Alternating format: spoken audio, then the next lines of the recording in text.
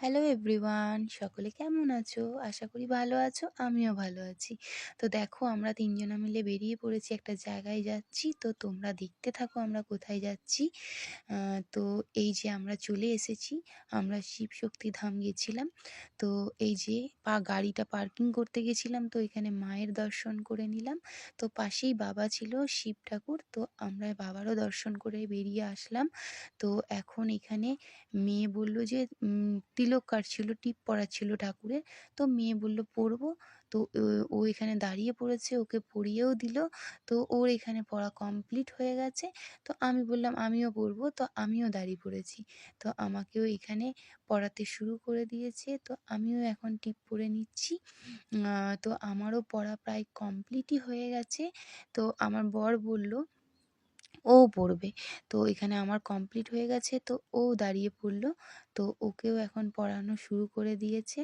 তো এখানে ওর পড়া প্রায় কমপ্লিটই হয়ে গেছে। আমাদের ৩ জনারই পড়া হয়ে গেছে। তো এখানে পড়া হয়ে গেল, তো ও পয়সাও দিয়ে দিল।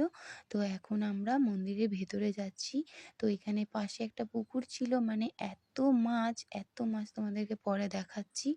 আর এই যে ভালোবাসার জিনিস ফুল, এত ভালো লাগে, আমার মনটা আনন্দে আরো ভরে গেল এইগুলোকে দেখে। তো যাই হোক, তোমরা দেখতে থাকো, আমরা মন্দিরের সামনে যাচ্ছি। তো একটা গেট পার করে চলে এসেছি। তো এখানে ভেতরে আরো একটা গেট রয়েছে, যেটাকে পার করে আমরা মন্দিরে যাব। তো যাই হোক, আমরা পার করে মন্দিরের ভেতরে চলে এলাম। আর এই যে দেখো মন্দির, তো জায়গাটা অসম্ভব সুন্দর সত্যি করেই।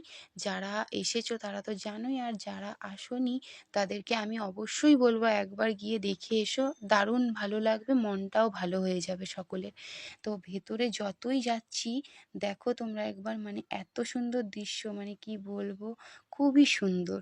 তো আমরা সামনে যাচ্ছি, মন্দিরের সামনে মানে ভোলে বাবা আর পার্বতী দর্শন করতে। তো এই যে শিব ঠাকুর দেখে নাও তোমরা।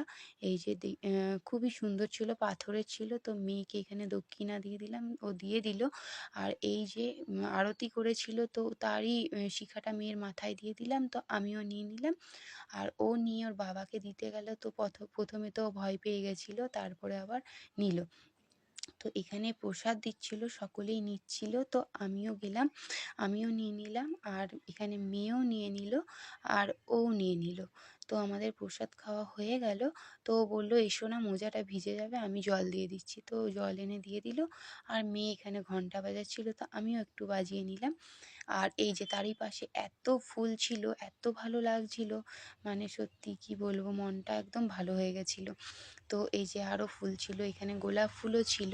তো তারপরেই আমরা মাছটা দেখতে চলে এলাম। তো মাছগুলো তোমরা একবার দেখো, প্রচণ্ড মাছ ছিল, এত মাছ ছিল যে কি বলবো। তো যাই হোক, যখন খাবার দিচ্ছিল তখন আরও উঠে এসেছিল। তো এখানে আমার মেয়ে দেখে খুবই আনন্দ করছিল, ও আনন্দ পাচ্ছিল মাছগুলো দেখে। তো যাই হোক, আমাদের মাছ দেখাও কমপ্লিট হয়ে গেল। তো এখানে গেট অফ করবে, তার টাইমও হয়ে গেছে। তো আমরা এখন বেরিয়ে গেলাম গেটের বাইরে। তো এইখানে আমিও বেরিয়ে গেলাম, সবাই মিলে বেরিয়ে গেলাম। তো ও এখন গাড়ি আনতে গেছে। তো যাই হোক, আমরা এখন বাড়ি আসছি, তার উদ্দেশ্যে রওনা দিলাম। তো এই যে আমাদের দুর্গাপুর পার করছি, জাংশন মলটা পার করছি আমরা। তো এইখানে আমরা পানাগড়ে চলেও এসেছি। তো এখানে একটা কেক শপে দাঁড়ালাম। তো আমি পেস্ট্রি খাবো বললাম, আর একটা চকলেট বল খাবো বললাম। তো অর্ডার দিয়েছিলাম। আর ওরা মেয়ে আর বাবা দুইজনা মিলে হটডগ, চিকেন হটডগ আর চিকেন প্যাটিস দুজনে অর্ডার করেছিল।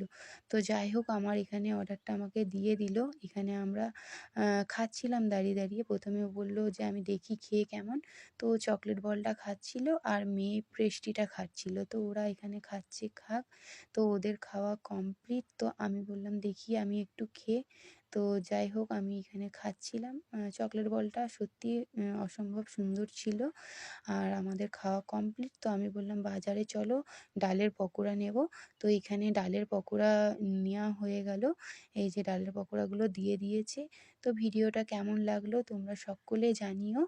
আর আজকের মতো এখানেই টাটা। কয়েকটা ফটো দিয়ে দিলাম, তোমরা দেখে নিও। সকলে খুব ভালো থেকো। বাই।